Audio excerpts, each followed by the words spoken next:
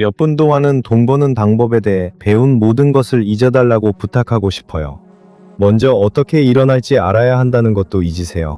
완벽한 조건이 필요하다는 것도 잊으세요. 왜냐하면 우리의 논리와는 완전히 반대되는 것을 주장하는 가르침이 있기 때문입니다. 당신이 원하는 것을 어떻게 얻을지 알아내려고 하는 시도가 바로 그것을 갖지 못한다는 느낌에 갇히게 만드는 원인일 수 있다는 것입니다.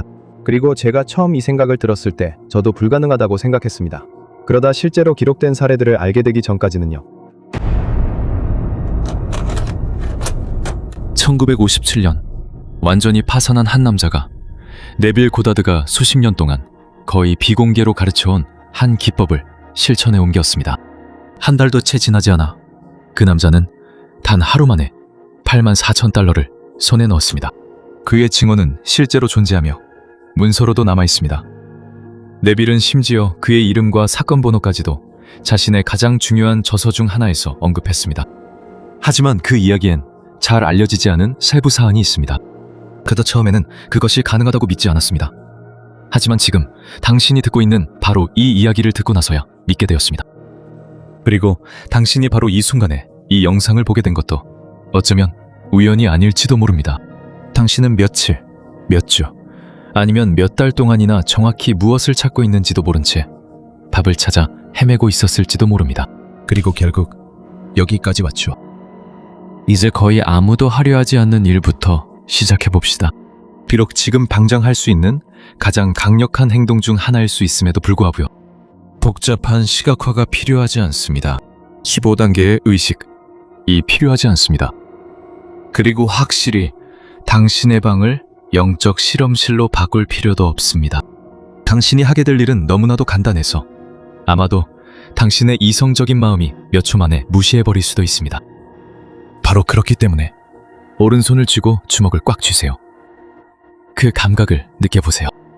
긴장을 느껴보세요. 손에 생기는 따뜻함을 느껴보세요.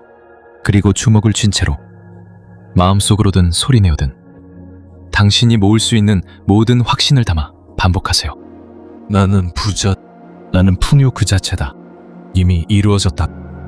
분석하지 마. 어떻게 일어날지 알아내려고 하지 마. 언제일지 묻지 마. 그저 네 손의 압박을 느끼면서 그 말을 해. 주먹을 10초 동안 쥐고 있어. 그리고 가능하다면 눈을 감고 해봐. 계속하기 전에 지금 해봐. 왜냐하면 네빌 고다드가 수십 년 동안 의식 상태를 변화시키는 기본 원리 중 하나로 가르쳤던 것을 방금 네가 해냈기 때문이야. 단순히 머리로만 선언하는 것이 아니라 너의 온 존재로 그 선언을 경험하는 거야. 네 손의 긴장감. 그래, 그게 그 말을 신체적인 경험으로 바꿔줬지. 그리고 그게 바로 네빌의 가르침에서 핵심적인 부분 중 하나야. 느낌이 비밀이야. 단지 말뿐만이 아니야. 오직 의도만이 아니야. 네가 확언하는 것에 동반되는 느낌이야. 그게 네가 방금 한 거야. 이제 다른 걸 해봐. 댓글에 써봐. 나는 이미 부자야. 이미 다 끝났어. 하지만 무언가가 일어나길 기다리는 사람처럼 쓰지 마. 어떤 이유에서인지 잊고 있었던 진실을 방금 떠올린 사람처럼 써. 선언처럼, 사실처럼. 이미 내 것이라고 여기는 것을 받으며 수령 확인서에 서명하는 것처럼. 왜냐하면 네빌에 따르면 물리적인 증거가 나타나기 전에 내 욕망을 향해 행동하는 것이야말로 믿음의 가장 깊은 표현 중 하나이기 때문이야. 그리고 바로 여기서부터 진짜 반응이 시작돼. 왜냐하면 방법을 설명하기 전에, 네빌의 가르침에 들어가기 전에, 그리고 수천 명의 인생을 변화시킨 그 기술을 보여주기 전에 너는 훨씬 더 중요한 무언가를 이해해야 해. 이런 생각들을 발전시킨 그 남자를 알아야 해. 그리고 내가 말하는 건 인터넷 어디에서나 볼 수 있는 피상적인 요약이 아니야. 나는 그의 이야기를 말하는 거야. 왜냐하면 네가 그 세부 사항을 알게 되면 아마 뭔가 불편한 걸 발견하게 될 테니까. 네빌은 처음부터 유리한 위치에서 시작하지 않았어. 그는 모든 답을 갖고 있지 않았어. 그리고 그의 길은 겉으로 보기에는 꽤 비합리적으로 보이는 결정별로 가득 차 있었어. 사실 그의 이야기의 많은 요소들은 지금 이 순간 당신의 삶에도 있을 수 있어. 네빌 랜슬롯 고다드는 1905년 2월 19일 바베이도스의 세인트 마이클 폰타벨에서 태어났어. 그는 10명 형제 중 네 번째로 태어났고 상업에 종사하는 가정에서 자랐어.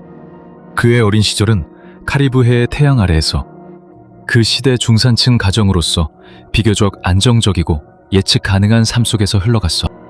그런 환경에서는 그 아이가 20세기 가장 영향력 있는 영적 인물 중 한 명이 될 것이라는 징조는 전혀 보이지 않았어. 아마도 단 한 가지. 일부 사람들이 아주 어릴 때부터 지니고 있는 특징. 즉, 인생이 반드시 다른 사람들이 말하는 대로만 흘러가야 한다는 것을 받아들이지 못하는 성향을 제외하고는 아무것도 없었어. 17살 때 그는 자신의 인생 방향을 완전히 바꿔놓을 결정을 내렸어. 1922년 그는 연극을 공부할 생각으로 SS 사리오를 타고 뉴욕으로 향했어. 그는 혼자였어. 그에게는 든든한 안전망이 없었어. 정확히 무엇을 마주하게 될지 그는 알지 못했어. 하지만 그의 경우에는 계속 나아가기엔 충분해 보이는 무언가가 있었지. 쉽게 사라지지 않는 내면의 불안감이 있었지. 그리고 그는 뉴욕에 도착했어. 그때는 유명한 20년대였고 문화와 경제가 폭발적으로 성장하던 도시에서 네빌은 무용수로서 자신의 길을 열기 시작했어. 1925년에 네빌은 뉴욕 경마장에서 공연했어. 그 후 보드빌에서 일했어. 마침내 브로드웨이에도 진출했어. 바베이도스에서 태어난 한 젊은이가 자신의 재능과 결단력 덕분에 미국 쇼 비즈니스의 중심부에 들어가는데 성공했어. 그의 길은 꽤나 분명해 보였어. 하지만 영국에서의 댄스 투어 중에 그의 우선순위를 완전히 바꿔놓을 일이 일어났어. 그곳에서 그는 스코틀랜드 남자를 만났고 그 남자가 마음의 힘과 관련된 여러 권의 책을 빌려줬어. 네빌은 그 책들을 읽기 시작했지. 그리고 그의 내면에서 무언가가 깨어났고 그건 다시는 잠들지 않을 것이었어. 그가 뉴욕으로 돌아왔을 때 그는 이미 그곳을 떠났던 예전의 그와는 완전히 같지 않은 사람이었어. 무대와 조명 그리고 박수갈채만으로는 더 이상 충분하지 않게 느껴졌어. 그는 훨씬 더 큰 질문을 발견하게 되었지. 그리고 그는 반드시 답해야 했어. 그래서 그는 일반적인 관점에서 보면 꽤나 터무니없어 보이는 또 다른 결정을 내렸어. 그는 연극을 그만뒀어. 이미 자리를 잡기 시작한 경력을 뒤로하고 떠났어. 그는 박수를 포기하고 이전에 춤을 공부했던 것과 똑같은 열정으로 형이상학, 신비주의, 그리고 비의적인 경전 연구에 완전히 몰두했어. 그리고 바로 그 탐구의 과정에서 그의 인생을 완전히 바꿔놓을 스승이 나타났어. 1929년 한 친구가 몇 주 동안 네빌에게 맨해튼 웨스트 70번가의 작은 방에서 강연을 하는 남자의 강연에 참석하라고 계속 권유했어. 네빌은 별로 관심이 없었어. 사실 그는 꽤 완강히 거부했어. 그리고 계속해서 고집을 부리는 친구의 판단력에 대해서도 그다지 높게 평가하지 않았어. 하지만 결국 그는 양보했어. 그가 설득당해서라기보다는 아마도 그 남자가 더 이상 고집을 부리지 않길 바랐기 때문이었을 거야. 그는 강연에 늦게 도착해서 맨 뒤에 앉았고 이미 무슨 말을 들을지 정확히 안다고 믿는 사람 특유의 회의적인 태도를 보였어. 그러고 나서 강연이 끝났고 네빌이 결코 잊지 못할 일이 일어났다. 위험 있는 풍채의 한 남자가 군중 사이를 뚫고 그에게 곧장 다가와 그의 눈을 바라보며 세 마디 말을 했다. 칸씨는 6개월 늦게 왔어. 그 남자의 이름은 압둘라였고 네빌은 당황했다. 네빌은 그 남자를 본 적이 없었다. 그렇다면 그 남자는 어떻게 네빌이 누군지 알았을까? 그리고 어떻게 그가 늦게 도착했다는 걸 알 수 있었을까?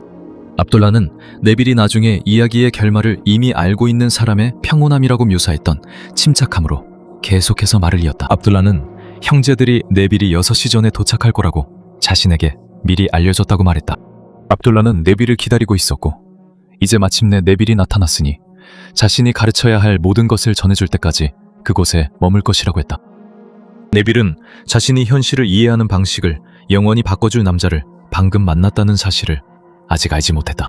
그것은 나중에 결과가 어떤 의심보다 더 크게 말하기 시작할 때 이해하게 될 것이다. 그 후 7년 동안 1929년부터 1936년까지 네빌은 압둘라와 함께 집중적으로 공부했다. 히브리어를 배우고 카발라를 공부했으며 성경을 완전히 다른 방식으로 해석하는 법을 배웠다. 단순한 역사적 이야기로서가 아니라 각 인간 내면에서 일어나는 심리적 드라마로서 해석하는 것이었다.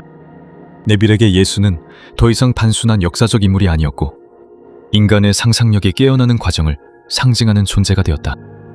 그리고 그 연구에서 그가 존재의 근본 법칙 중 하나로 여긴 것이 바로 인간의 상상력이었다.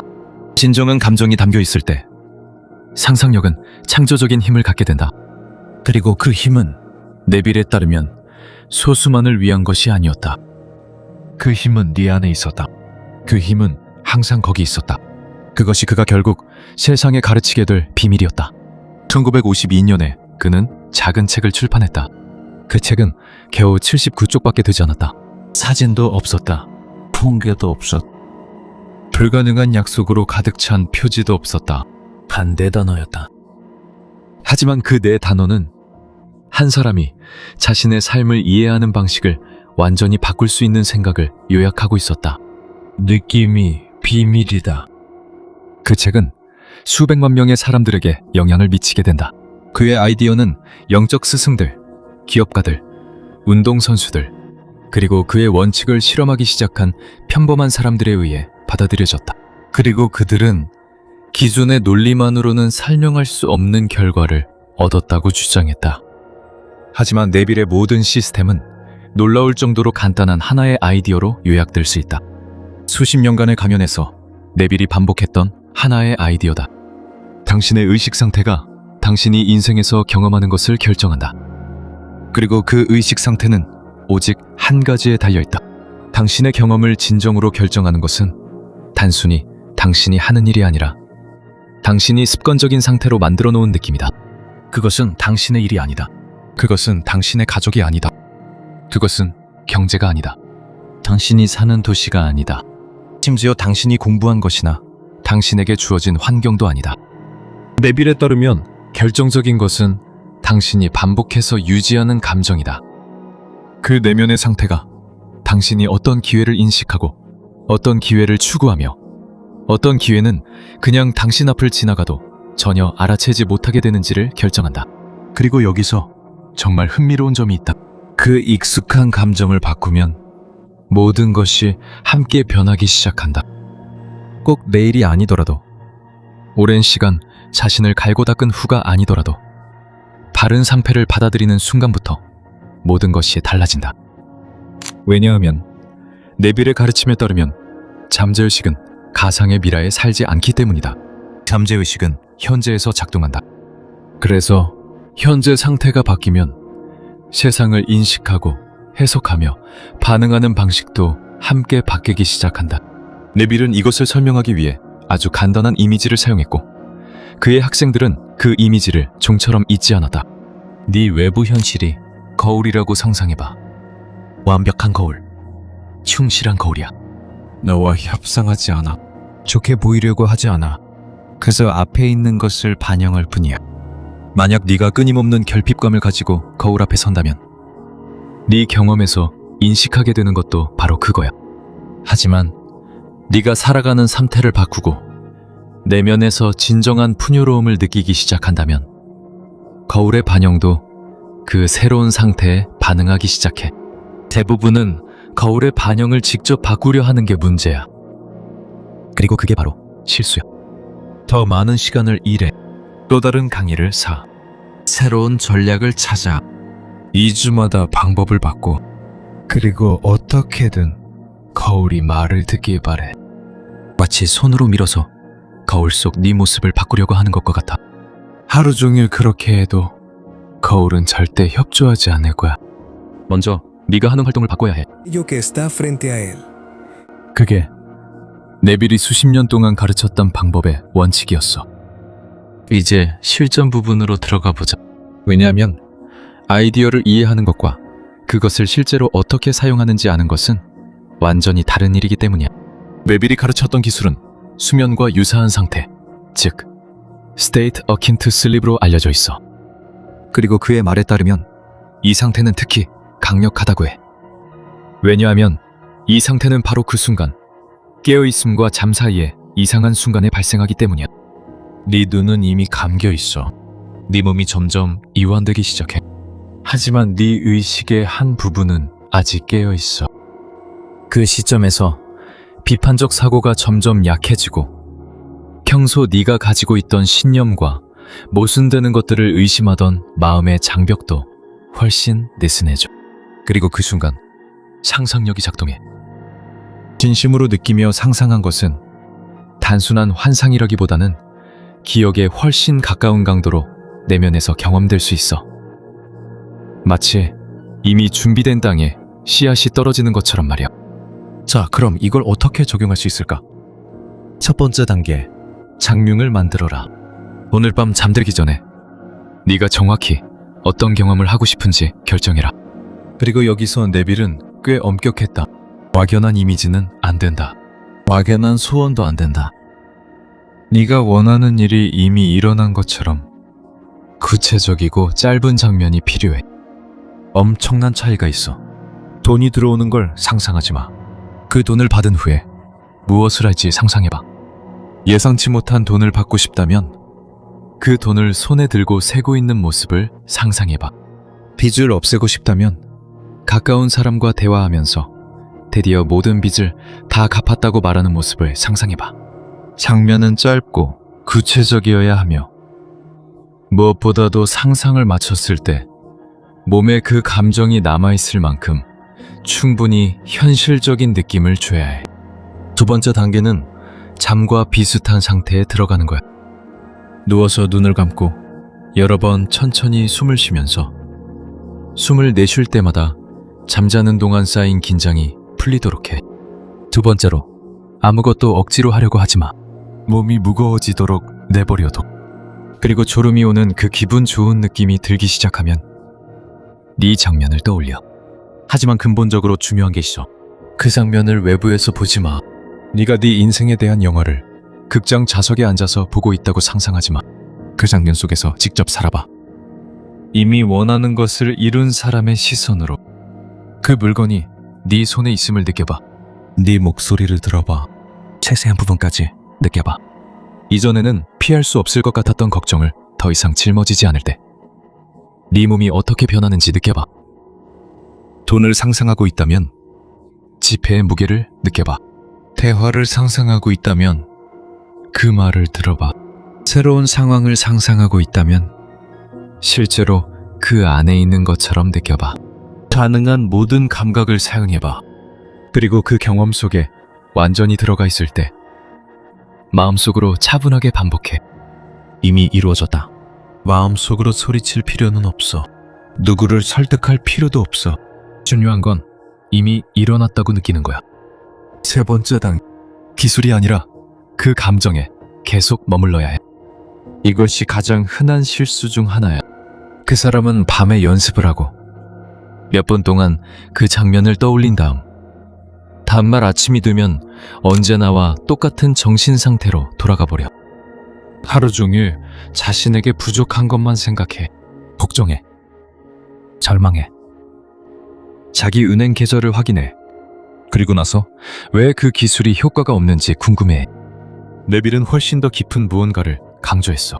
가점을 충분히 오래 유지하면 결국 구체적인 경험으로 바뀔 수 있어. 핵심은 그 상태를 유지하는 거야. 장면을 기계적으로 반복하는 데 집착하지 마. 그걸 반드시 끝내야 하는 일로 만들지 마. 진짜 일은 그 현실에서 이미 살아가는 사람의 감정으로 계속해서 돌아오는 거야. 하루 동안 아직 갖지 못한 것에 대한 생각이 떠오를 때마다 잠시 멈춰봐. 그리고 전날 밤에 경험했던 그 상태로 의식적으로 다시 돌아가. 단순한 시각적 기억으로서가 아니라 내면의 자세로서 이미 알고 있는 사람의 감정 상태처럼. 이전에는 불가능해 보였던 것이 이제는 자연스럽게 느껴진다. 그리고 네빌이 이 원칙을 얼마나 신뢰했는지 이해하려면 그가 자신의 책에서 직접 소개한 몇몇 증언들을 살펴볼 만하다. 가장 잘 알려진 증언 중 하나는 1961년에 출간된 법칙과 약속에 실려 있다. 이 이야기는 로스앤젤레스에서 네빌의 강연에 정기적으로 참석하던 한 남자의 이야기다. 그가 어느 날 강연에 참석했을 때 그는 많은 사람들이 즉시 알아볼 만한 상황에 처해 있었다. 그는 돈이 없었다. 그는 완전히 파산한 상태였다. 그는 몇 달 동안 네빌의 가르침을 들어왔다. 하지만 그때까지는 주로 지적으로만 이해하고 있었다. 무엇을 해야 하는지는 알고 있었다. 문제는 아직 진정한 확신을 가지고 행동하지 않았다는 것이었다. 그 밤까지 무언가가 변했다. 오랫동안 그를 막고 있던 회의의 벽이 마침내 무너졌다. 그리고 그는 그 방법을 제대로 시도해보기로 했다. 그날 밤 잠들기 전에 그는 눈을 감고 네빌이 설명했던 졸음 상태에 들어갔다. 그 후 그는 구체적인 장면을 떠올리기 시작했다. 그는 칼리엔테 경마장의 지불 창고 앞에 서서 손에 당첨 티켓을 들고 있는 자신을 상상했다. 그는 그 순간을 단순히 상상하는 데 그치지 않았다. 그는 그것을 느끼려고 했다. 그는 손가락 사이 티켓을 느꼈다. 그는 가슴 속에서 감정을 느꼈다. 그는 방금 뭔가 특별한 일이 일어났다는 걸 깨달았을 때 느끼는 소름이 돋는 감정을 느꼈다. 그리고 그는 그 경험을 밤마다 반복했다. 무언가가 일어나길 바라는 절망감에서가 아니라 이미 그 순간을 경험한 사람의 느낌에서였다. 그리고 그는 단지 그 순간을 내면에서 다시 재생하고 있었을 뿐이다. 며칠이 지났다. 그는 이후 칼리엔테 경마장에 갔다. 그리고 꽤 특이한 일이 일어났다. 실수로 이미 준비해둔 것과 똑같은 티켓을 6장 파만들게 되었다. 그의 손은 미처 의심할 틈도 없이 같은 표를 또 만들어버렸다. 그리고 마지막 경주에서는 훨씬 더 이상한 일이 일어났다. 그는 또다시 실수를 해서 같은 티켓 2장을 또 만들게 됐다.